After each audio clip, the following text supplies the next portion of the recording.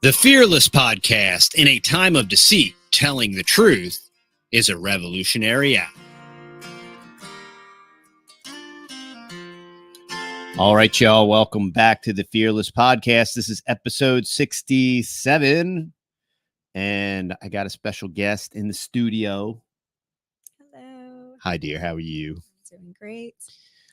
So we got a lot of stuff going on, and our life continues to grow and expand and change, and we are busy.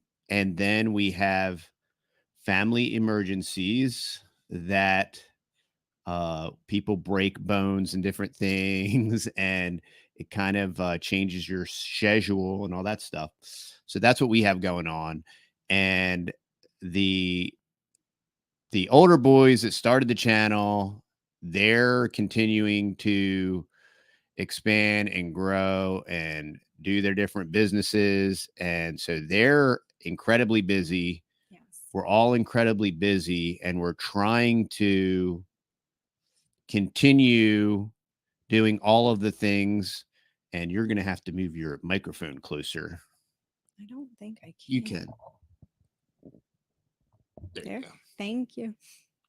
And just maybe scoot that way a little bit. Just You're gonna have to push me that way. Okay. Because I can't move on this carpet. There. So hopefully that's good. Okay. I should have fixed that before we started. But so all that being said, everything's going to continue to change. I always hate using the word evolve, but it's going to evolve, and we're rolling with the punches. And we've been on hiatus for about a week or so because we had a family emergency, and all is well and everything's great now. But when you're function stacking and doing 40 different things, when a major traumatic event happens, it kind of messes everybody up, and it messes up the schedule. And we're not really these big, like, highly defined calendar schedule people anyway. So it really messes up our schedule when stuff like this happens. But today, I'm just thinking about the podcast and the trajectory and all these different things and how it's going to continue to change. It was much like our YouTube channel. My philosophy and approach to it is we'll do different stuff and things that we're interested in, and watch and listen to the stuff that you like, and don't watch and don't listen to the stuff that you don't like. And of course, the social planners and the social media and the Al Gore and all of his rhythms and all that stuff supposedly doesn't like that, because one reason it doesn't like it is because it's like real life, and that's the way that normal people and the brain works. And to be forced into some kind of niche is, one, annoying, two, it's controlling, and it's social planning. And I always felt like trying to serve the algorithm was literally like a psychological operation, and I just refused to participate in it. And so people have become programmed to just accept the niche thing and be like, oh, well, this channel or this social media, they do this niche thing, and so do your niche thing, and then you'll get all the views and all the likes and all the accolades and all the dollars and all the revenues. And that's just not us. We've always been observe the masses and do the opposite. We've always been different. And so we're going to stay the course and observe the masses and do the opposite. And it will hinder us in the technocratic social media world, and it will greatly benefit us in the real world, which is most important. And we are still here. We want to encourage you, and we do want to still encourage people and do all the things. But I'm just trying to just trying to bring you a little bit inside the philosophy of our approach and what we're doing. And, you can't do all the things, you have to select, you have to pick and choose, and you have to do what you can do to Mhm. your best, and what you can't, you got to let go. And so that's what we're doing. And in light of all that, we've had a lot of stuff going on, and we I got involved with an investing group of guys that work with commercial real estate and all those things. And on this application form, ask some questions about, like, what are your goals? What are you looking to do? What can you bring to the group, and all these different things. And in addition to that, we've been having conversations with new friends of ours, about life. And it got me thinking about, we've desired to build a living legacy and actively participate in that with our children. And that involves obviously our faith, and it obviously involves our finances and our future, and, you know, future of our children. And what does that look like Mhm. in a kind of family integrated Mhm. environment? And, and then how do you do all that? And so that's what my thought was, a first generation legacy, in the fact that, like, you have to actively write that. It's not like you can get a book. Like, for example, I had one of my coworkers, we were talking about courting, and there's, I guess, all these different books on it. I haven't read any of them. Um, I love books. I love learning from other people. I think books are great things that are essential. But when it comes to some things, I just, I'm not interested in reading a book on that. I'm not interested in reading a book on courting. A lot of there's a lot of logical approach to it, and I think it's as simple as that. I think it's very simple, but when parents are involved, and when mature children are involved, and you're like, well, what does that look like? How does this work? Especially when it's your first time uh, doing something like that. And that is really what got me thinking about this. It's just like, okay, how many books are there on, like, a living inheritance and a living legacy, and how to structure that, and what does it look like, and how do you get your children to buy in, and all these different things. And I don't, I think so many people are looking for a checklist or looking for a book. And I would much rather design it myself and tweak it, because God gave us brains, and God gave us the Holy Spirit, and God gives wisdom. And I don't think it's got to be complicated. And I don't think it has to be cookie cutter either. It doesn't have to be, well, this guy says this and that guy says that. And in a larger way, like, I don't agree with a lot of people on most things. So their systematic or their presuppositional approach, I'm probably going to disagree with. Um, so you kind of got to blaze your own trail. And we know in the business world, a pioneer is a guy that is dead in the trail with a bunch of arrows in his back, so stand on the shoulders of giants, and, use other people's successes and failures as a starting point. But in our life and what we've been through, um, we are the first generation, like, living out our convictions the way that we're doing it. And I think that's kind of, in a way, how it should be done. It's not like, Mhm. when it comes to, like, oh, well, how did when your parents courted, how did that work? Oh, well, they didn't. So there was this used to be a normal social construct that was a relatively predominant thing. and now it's more extinct than the Tyrannosaurus Rex. And so what does it look like? So that just got me thinking about this, writing a living legacy in real time. And it is one, it's an experiment, and it's a try, fail, adjust process. And you're being very quiet, so I'm wanting Oh, you to interject. I didn't know. It felt like it was one continuous thought, so Well, I it didn't want to was. interrupt your train of thought. No, it was definitely a run-on sentence. Okay.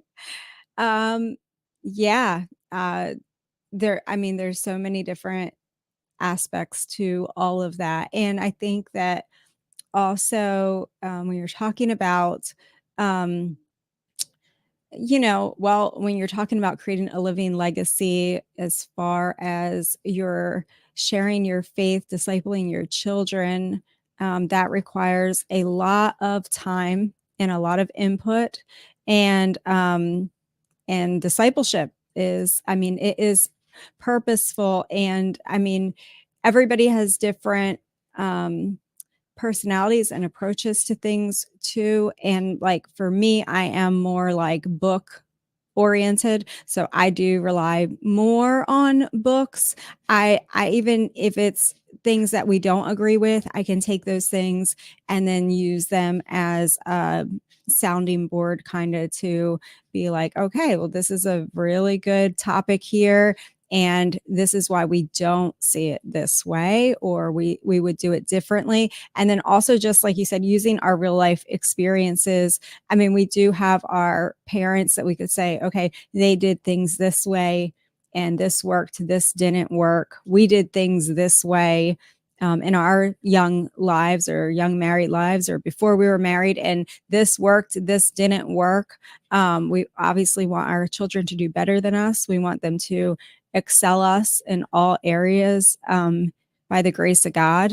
And we want to set them up for success. And so that means, when we got married, we went and rented a little tiny efficiency apartment, and we paid everything that we had to make our monthly payment on that rent.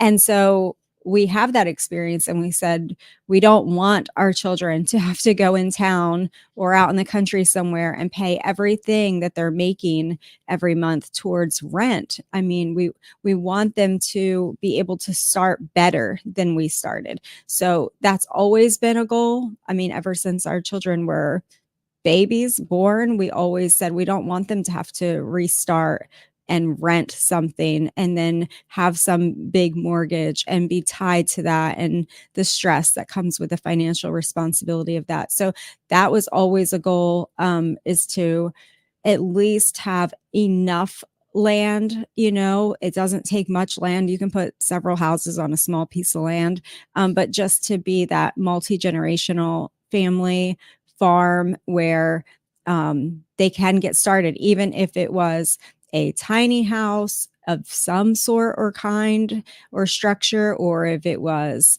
something that they built. Yeah, and this speaks to my whole point of writing your own legacy, because I can hear people's wheels turning right now as far as like, oh, buying enough land for your children to build on, lucky you, and all these different things.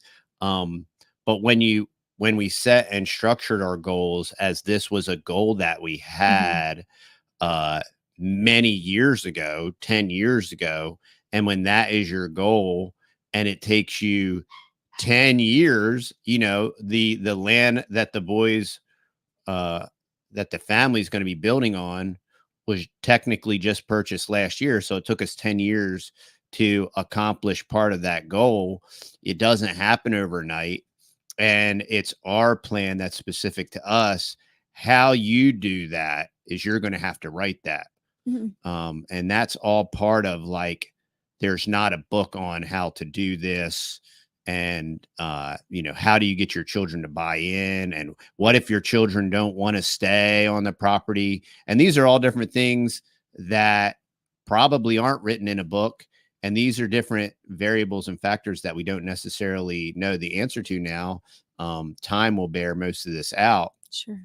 But that's all part of this idea of living and writing a legacy in real time. It's going to look completely different for everybody. All families are different. All families have different convictions and different ways of life, and have different things that are more or less important to them. And so that's all part of your story and your legacy that you're going to have to write. And then as you're writing it, you're going to like, wait a minute, I always thought that this was important, but now that we're fleshing this out, this really isn't that important. And you're going to change it and you're going to tweak it. And then there's going to be life and stuff that happens, and tragedy and triumph, and many blessings that you never expected along the way. And you're like, well, wait a minute, this doesn't fit in my plan. Like I never foresaw this happening, and I didn't know how this was going to work. And now that the Lord is providing, we're going to have to adjust the plan. And so all of that to say, everybody's plan is going to be different and look different, and don't be afraid of that. Don't be afraid of, and then as different families come together and is this going to be edited? No. Oh, no. I'm sorry. Okay. Yeah, it's not going to be edited. Nugget is acting like a nut, and y'all probably can't hear her, but she's just going crazy on the deerskin rug. She's a weirdo. I wanted to take her out of here, but okay. I know. I want to take her out of here too, but I will not be editing this. Okay. We're going to keep it real. Let's keep going. Okay. We got a crazy dog under our I've feet. been trying, we've been wanting to make a couple videos, and stuff happens. Yeah. So there's lots of different options. Like when we're talking about, if that is your goal of just letting your children start better than you, not having to go and rent and spend a lot of money on rent. There's so many different options to do that. If you don't have, a couple acres of land or whatever. I mean, one option is, if it's an option to sell what you have and move somewhere cheaper where land is cheaper and get some land. That's what we did. That's probably your best option right there. It takes sacrifice. And we have friends that did that. They had a big house that they built themselves, a big custom house. It was beautiful. It was exactly the way that they wanted it. It was on 5 acres. They had a big custom swimming pool, huge house. But then they also had 5 children. And as the children got older and got married, their priorities changed as a family. And they decided that, you know what? We thought we really cared about this big house that was paid for, by the way, but we're going to go ahead and sell it, take all of the money, and we're going to buy as many acres as we can buy with that money. And we're going to build a little house that's the size of our garage now. And we're going to live in that so that our adult children and the ones as they are becoming adults can have options to build on the land. And that's what they did. And some of them stayed in camper trailers when they were maybe first married. And I think the parents lived in a camper trailer the first year that they built their house. But they downsized to upsize their land. But there's also people that, maybe you're already living pretty minimal. You have just a small house and you have the land that you want, or maybe moving's not an option to cheaper land somewhere else in the country or whatever. So maybe your option is you buy a rental property for your child, maybe a duplex or maybe a trailer, And speaking of rentals right now, it's much cheaper to rent than to buy. So if you're considering making a change now, it's incredibly less expensive to rent. And it's, don't get faked out by like the joys of home ownership. And we're all about owning and being debt free and all that stuff. But take advantage of the most optimal conditions, and the most optimal conditions right now are to rent. And even if you maybe had cash where everything is so overpriced, it would be a great time to rent and stack your cash, and maybe house it in a whole life policy or something like that, something really cool, and fund your bank and all that cool stuff. And then take advantage of the real estate bubble that's coming within the next 12 months, a substantial correction. And, that is an option. Right. I didn't mean to interrupt you. No, that's a good point too, is that, if it is a matter of cashing in now on your property that you have and then taking that money and putting it away until you find the right property wherever that is, and just rent until you can, there, it comes with sacrifice. We were just spending time with a family that we've known for 10 years, and they lived the first, I don't know, 8 in a camper trailer with 10 children, and they made it work, and it wasn't fancy, and it wasn't glamorous, and it required all of their sacrifice that they had. But they gutted and redid this little farmhouse that was in deplorable conditions. And I'm not over exaggerating that. And anybody else would have just bulldozed it down. But yeah, and I could tell you that we couldn't have done what they did. If we had 10 kids living in that tiny camper, like that never would have happened. We wouldn't, I don't know how that plan would have morphed or changed. Right. But even if we tried to start out doing that, wouldn't have happened. Every family is totally different. Yeah. But, if we had like a temporary housing type situation, if we had like a trailer or a mobile home on the property, that would have been better, I think. More comfortable, definitely, than the camper. But, that's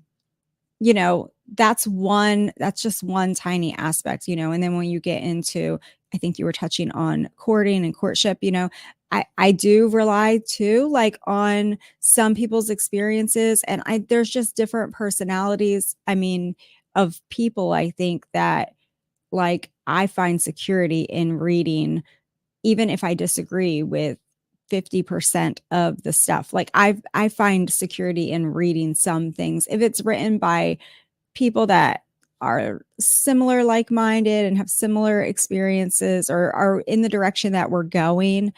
I don't know. I find security in that, in taking from other people's experiences. I don't want to totally feel like I'm blazing a new path. I don't think it is a new path. Like, I think that's an old path. It really feels like it's a very old path that's been well traveled and maybe well written, but in postmodern, post-truth America, it seems like a blazing trail with no wagon wheel marks, and the sod is overgrown, and there's lots of rocks.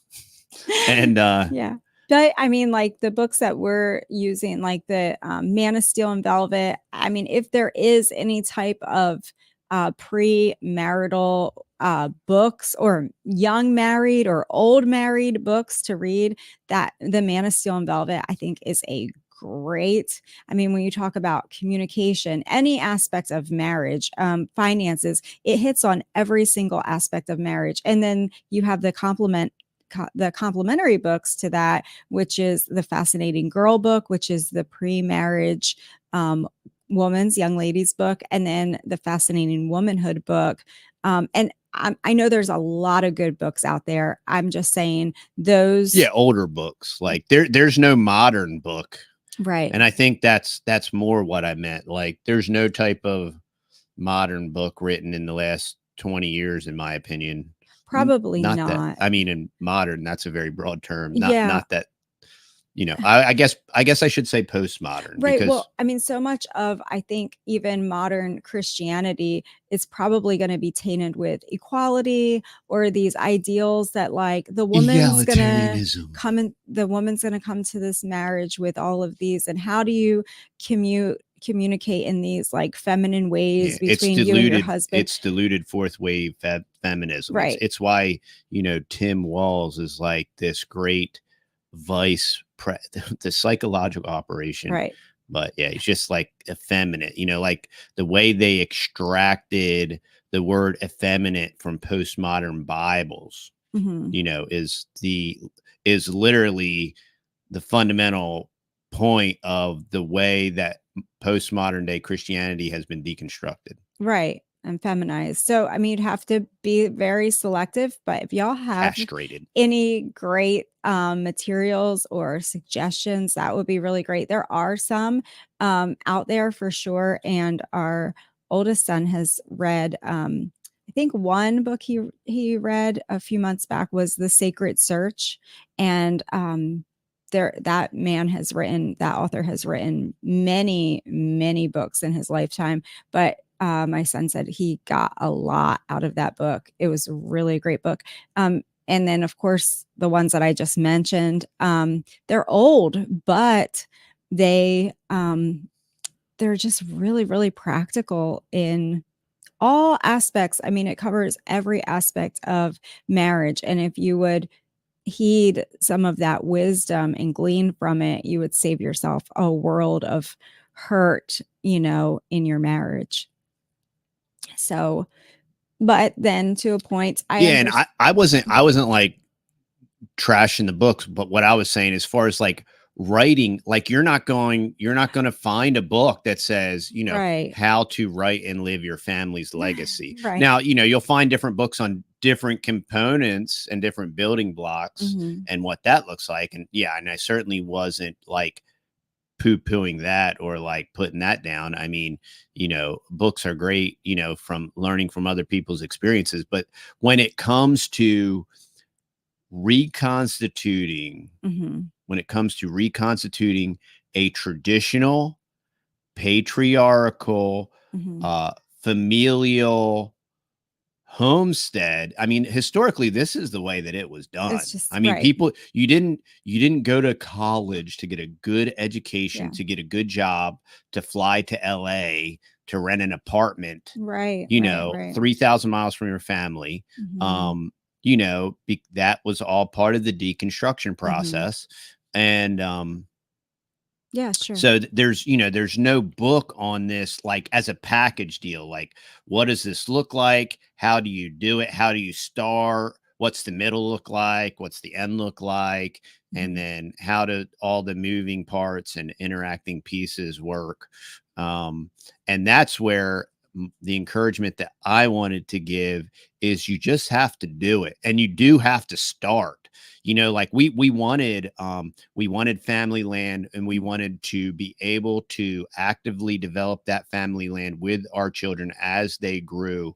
And now we're finally, 10 years in the making. Now we're getting to this point where there is going to be building starting, and this next phase for them.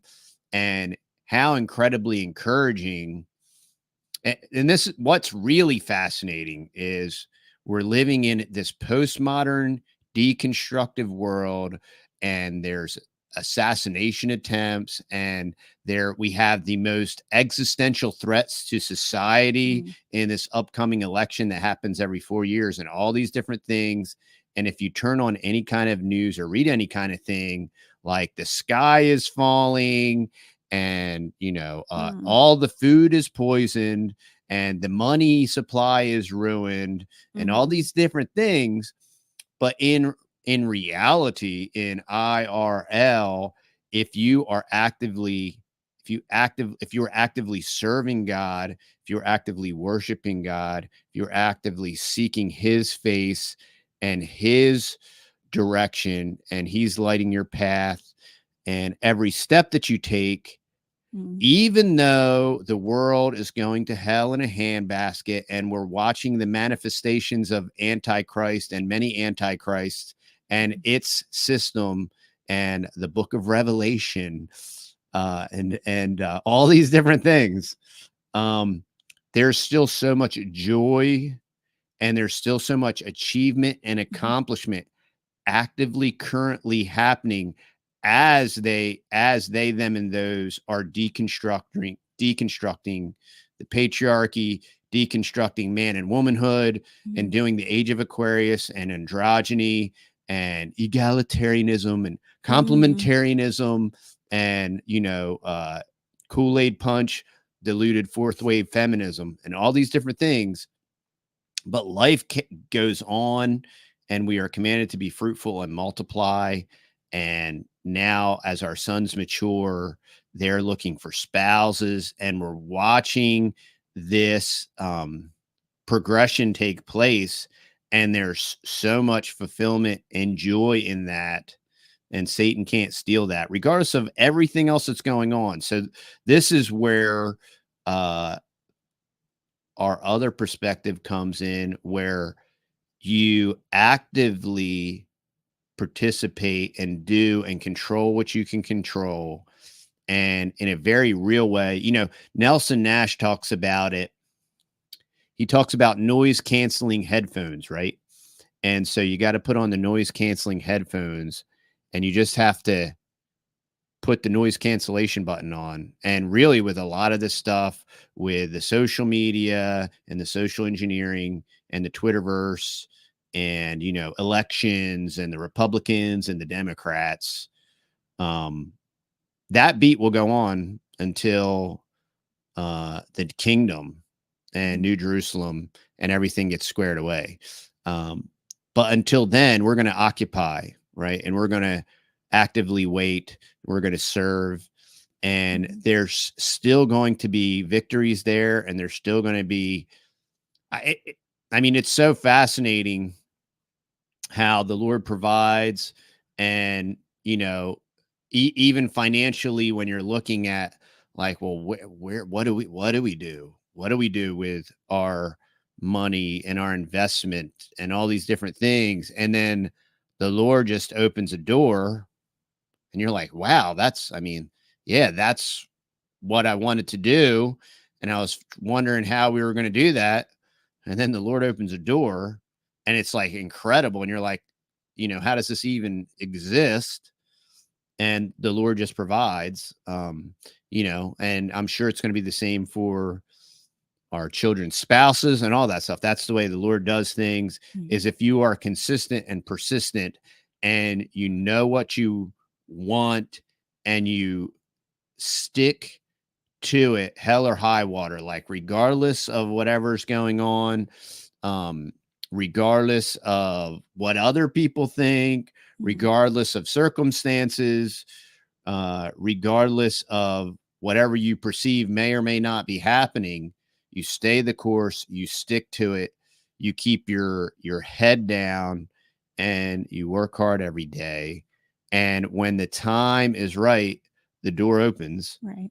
And you pray for it. It is all a working in mercy of God. And it's all an answer to prayer. If you're not praying for it, it's not going to happen, because you're not even going to be looking for it anyway. Right. But just praying for it. We've been praying for our children since they've been born, before they were born, and praying for the Lord's will for their life, and diligently praying. And, I have a little prayer journal, and I just write out my prayers to the Lord almost every single day. Sometimes life happens and I skip a day or two, but then I get back and I try to go back and rewrite those days out and just pray and just put my petition before the Lord and trust him and just praise him and trust him for who he is. And in faith, believe that he's going to provide for our children beyond us. We won't be here forever, but beyond us, that they will be provided for, and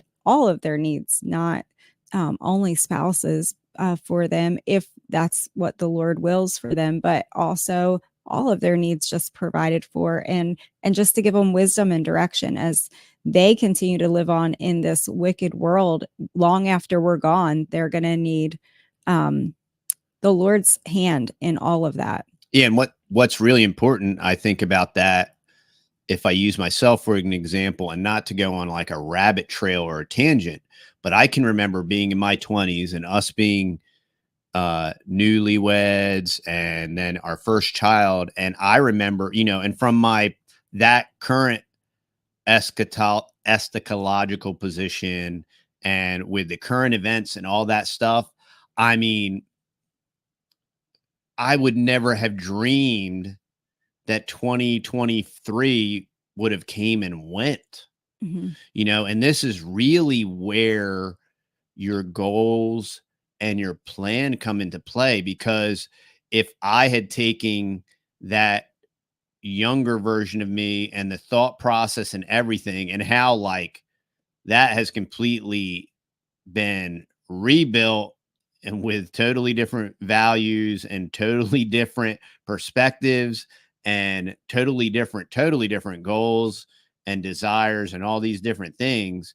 And if we would have drug our feet, if we would have waited, if we would have hesitated, it's similar to investing. Like, well, I want to invest at the bottom, and when's the shoe going to drop, and when's the bottom going to fall out? And what I've learned is you develop your fundamentals and you act on that regardless of market conditions, because if you're waiting for these constructed bubbles to pop, Mhm. nobody's ever been able to time that right. And you could be that much, it's exactly like the bunker mentality. Mhm. Oh, well, I'm going to build a bunker, Mhm. and when the poop hits the prop, we're going in the bunker and locking it up. And we always tell the story of our prepper single guy in West Texas, and when the Ebola outbreak took place during Obama, and he was like, you all need to move out here, and we need to lock the gate and go DEFCON 5. And just to imagine how our life would have been um, sad and pathetic, and we would have missed out on all the joys Mhm. and all that, like for example, the Lord has blessed us, and we work hard, and we want to enjoy vacation as a family. And that's why we chosen a cruise, because mom gets a real break, and she doesn't Yeah. have to cook and clean and wash dishes and all these different things. And it's not cheap, relatively speaking. It's incredibly cheap comparatively to like traveling and Airbnb and eating out. It's like a third. Yeah, the It's a food. third of all that cost. So Yeah. in a very real way, it's very cheap. But we do that. Now there's a lot of people that look at market conditions and all these different things and like, well, you're an idiot for doing that, because Mhm. you could be building more infrastructure with that, and you think Mhm. that everything is so cool that you can just go on vacation and all that stuff.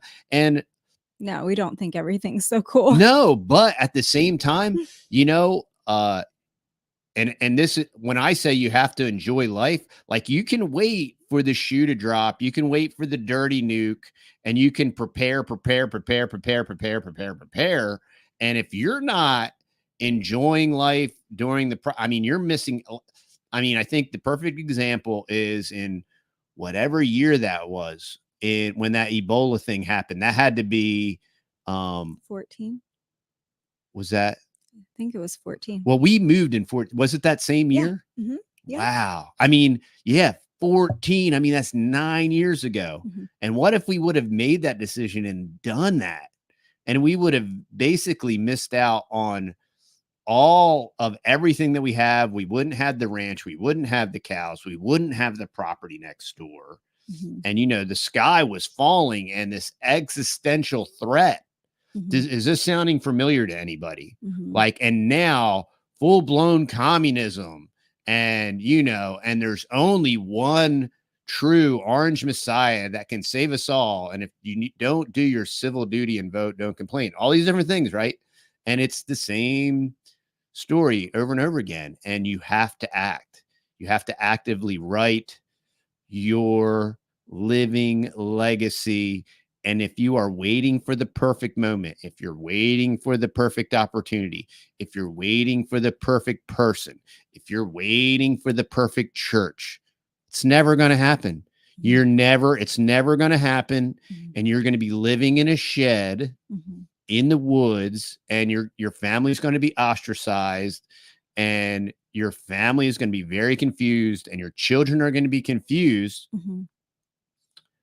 and it's going to suck, And you've created that with your own hands. You've built that, and you've acted with a scarcity mentality, and you haven't acted. And look, this isn't a prosperity gospel thing. This isn't some kind of prosperity gospel thing, but God, the other day when we had, I don't want to had David Knight on, God has always provided for his remnant. Mhm. And it doesn't mean you act opulent or stupid. It doesn't mean you're wasteful.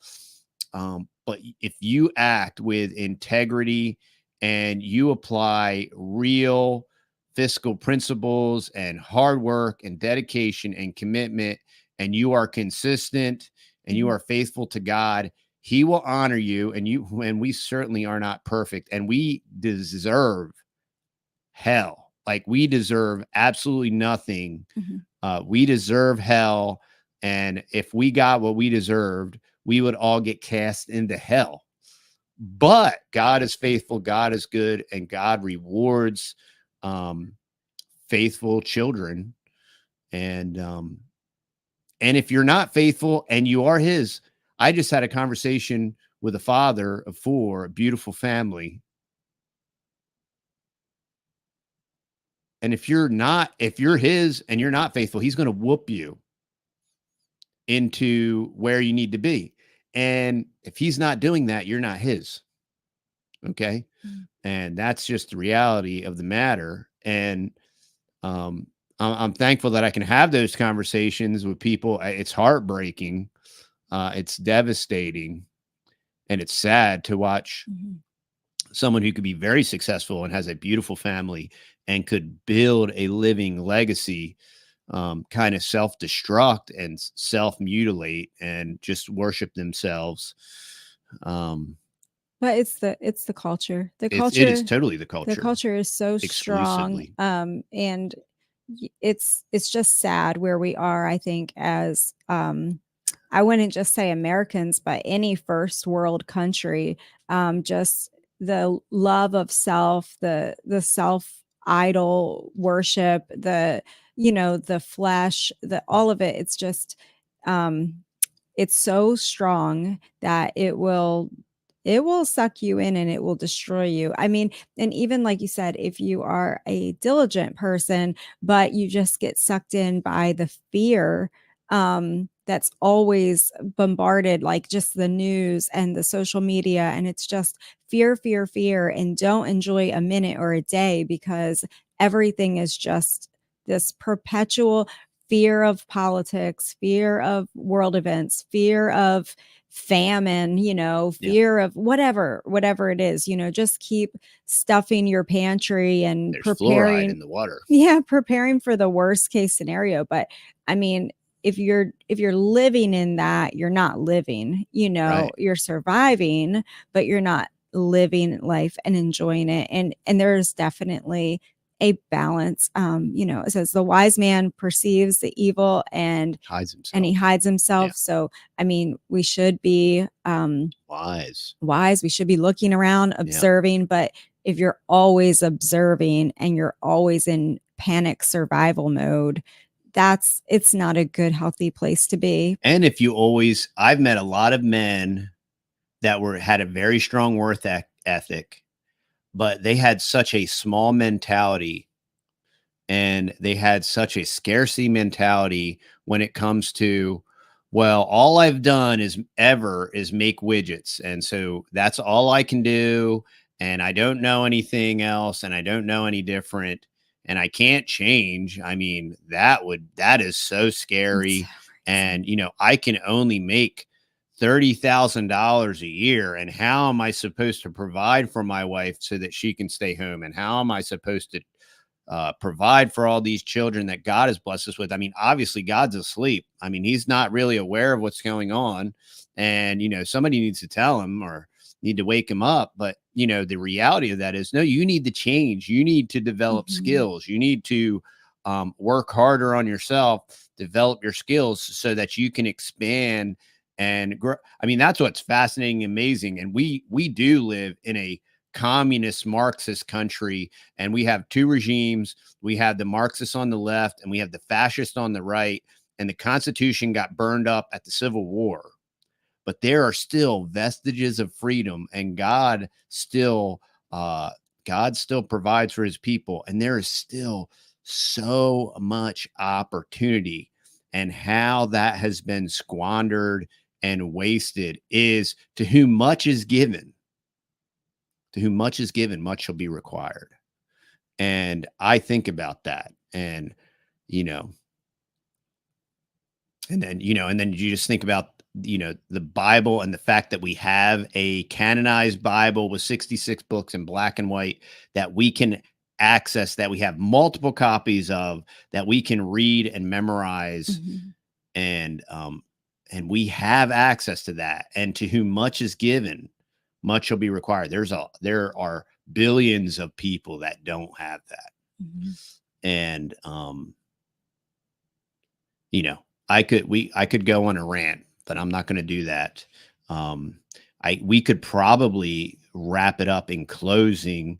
Did you have, regarding writing this living legacy and, fleshing that out and try failing and adjusting, did you have anything in addition that you wanted to talk about regarding that? I mean, I would just say it's going to require all of you to do that. It is a self-sacrificing thing to raise that next generation and pour into them, build those relationships daily, even for years and years. If it feels like maybe your relationship with one of your children, or maybe your relationship with your spouse, is not improving, it's going to take years of dedication and just resilience to just keep trusting the Lord and just keep self-sacrificing in those relationships to build them. And, it doesn't mean that all of our children will end up even staying here on the land, or it's no promise like, oh, our goal is that they would all stay here. No, the goal is that the Lord will provide for them, and the Lord will reveal his will to them. And that might mean they end up in Alaska, or they end up in the Philippines, or we don't know where our children are going to end up at. We want to provide everything that we can for them so that they can start well or end well, however they choose to use their inheritance, their land that, we've given them. But it's not, if the Lord directs your paths, we don't direct the paths either. So we can be faithful in our daily walk, and we can help disciple them, and we can redirect them to the Lord, and just to seek the Lord in what he has for them. Yeah. And that's the great point of that is because we get asked that all the time. Oh, well, what does that look like? And what if all your children don't want to stay on the property? And then how will their part be divvied up? And I can say this, I don't know. I mean, I don't know how that's all going to work. I don't know how that's all going to work out. I don't know how that's going to flesh out. I don't know what that's going to look like. And there may or may not be any books written on that or whatever, and this is kind of my point as far as like this living legacy. And there isn't really a book written on it. I don't know what that looks like. And we're going to cross that bridge when we get to it. Well, I mean, like I said, some might start here, some might end here. We don't really know what that's going to be like. Yeah. And it might be a bridge that we never cross. People ask all the time, well, how do you get your children to buy in? I don't know. We've always lived self-sacrificially. I do not have any kind of hobbies. I don't have any kind of sports balls, or I don't drown worms. I don't have anything that I like to do. We also don't overwork them and make living here torture either. Yeah. I think that's a big part of it. Some people if you're on a farm or you're on raw land and it's just work constantly. And then the kids are like, man, I've been shucking purple hull peas all summer long. I am getting out of here when I'm 18. Yeah. I am done. Like, I am not, I don't want to stay here one more minute. And that's because we treat them in a larger way. We treat them as equals. Like, we're all in this together. When God gave you to us, he didn't give us slave labor, Right. you know? Right. And when we make decisions, we, especially as they mature, we can sit down and talk about it and decide about it collectively as a family. And that's why God gave the family a patriarch. So if you need anybody to split a tie, you know, the burden of leadership falls to the patriarch to split the tie. And while that isn't always great and groovy, that's the burden of leadership. And I accept the mantle and bear the weight of that. And we march forward and stuff gets done. And God blesses it. And God blesses the order. And it's a beautiful thing. And it's incredibly encouraging. And it's very exciting. And regardless of the apocalyptic deconstruction of the Western world, you know, we march forward and create our little slice of paradise, and God blesses. And, you know, and crazy people get bucked off horses and blow up arms and bones and nothing is perfect, you know, and it all isn't puppy dogs and rainbows and gummy bears. No. But we move forward and we advance, and we see the hand of the Lord and his work and his moving in our lives, and we praise him for it. And it is incredible and it's exciting. And that's really all I wanted to talk about today. And God is good and faithful to us, and we deserve nothing, and he deserves all the praise. And with that, y'all, you need to remember, stay fearless, my friends.